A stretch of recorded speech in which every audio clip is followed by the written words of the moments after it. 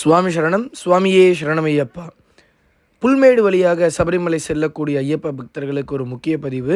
First நாங்கள் புல்மேடு வழியாக போனோம் அப்படின்னா டோக்கன் வாங்கணும் சாமி. அதுக்கு சத்திரம் என்ற இடத்துல டோக்கனுக்காக நிற்கிற க்யூவை பாருங்கள்.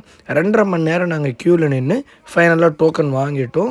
குரூப்பில் நம்ம 10 பேர் போனாலும் 2 பேர் போனாலும் சரி 100 பேர் போனாலும் சரி ஒருத்தருக்கு தருவாங்க அந்த டோக்கன்.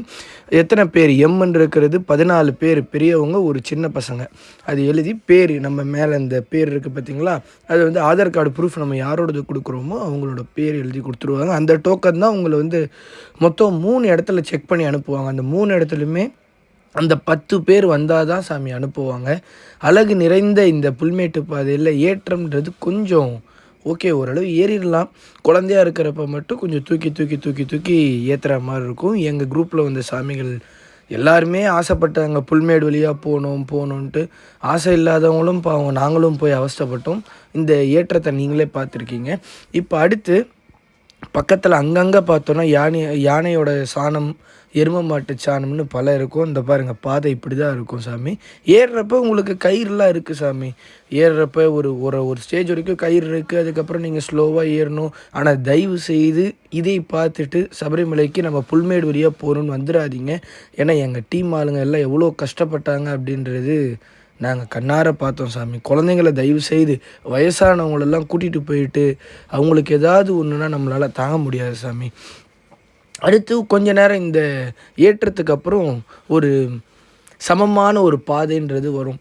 அந்த பாதையை பார்க்குறதுக்கு கண்குள்ளா காட்சியாக இருக்கும். பார்க்குறப்பெல்லாம் ரொம்ப அழகாக இருக்கும். அந்த காட்டுக்குள்ளார அவ்வளோ அழகான ஒரு வியூன்றது கிடைக்கும். அப்படியே நம்ம நடந்துகிட்டே இருப்போம். நடக்க நல்லா இருக்கும் சாமி. கொஞ்சம் நேரம் போனோன்னே ஒரு இடத்துல கேம்ப் ஒன்று வரும். ஒரு டவர் ஒன்று வரும். அந்த இடத்துல ஒரு தண்ணி தருவாங்க, சரிங்களா. அந்த தண்ணிலாம் மோட்ரு போட்டு தண்ணி இறைப்பாங்க. நீங்கள் வாங்கி குடிச்சிட்டு அதுக்கப்புறம் இன்னும் கொஞ்சம் தூரம் நடக்க ஆரம்பித்தோன்னா 2வது இடத்துல பார்த்திங்கன்னா தண்ணி தருவாங்க சாமி. 2 இடத்துல தான் உங்களுக்கு தண்ணி தர்றது. அந்த தண்ணி தரந்தக்கப்புறமேட்டு அந்த இடத்துல பார்த்தோம்னா ஒரு சின்ன கடை ஒன்றே ஒன்று அங்கே இருக்கும், ஓகேங்களா. அங்கே முடிச்சுட்டு அங்கே செக் பண்ணுவாங்க. செக் பண்ணக்கப்புறமேட்டு அப்படியே மறுபடியும் நடக்க ஆரம்பிக்க வேண்டியதாக சாமி.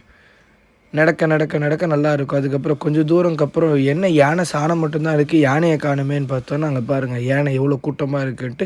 காட்டு எருமை கூட்டத்தை பார்த்தோம், யானை கூட்டத்தை பார்த்தோம், அப்புறம் குள்ள நெறிகளை பார்த்தோம். நல்லாயிருக்கும் சாமி. ஆனால் இறக்கம் ரொம்ப கஷ்டம் சாமி. தயவு செய்து புல்மேடு பாதை வழியாக சபரிமலை செல்லணும்னு தயவு செய்து யாரும் ஆசைப்படாதீங்க. என்னோட ஒரு ஹம்பிள் ரிக்வெஸ்ட். நீங்கள் அதுக்கு கூட்டத்தில் இருந்து போனாலும் ஃப்ரீயாக போய் சாமி பார்க்கலாம். ஆனால் இந்த வழியில் போகாதீங்க சாமி. எப்படி இருக்குது பாருங்கள் சாமி பாதை.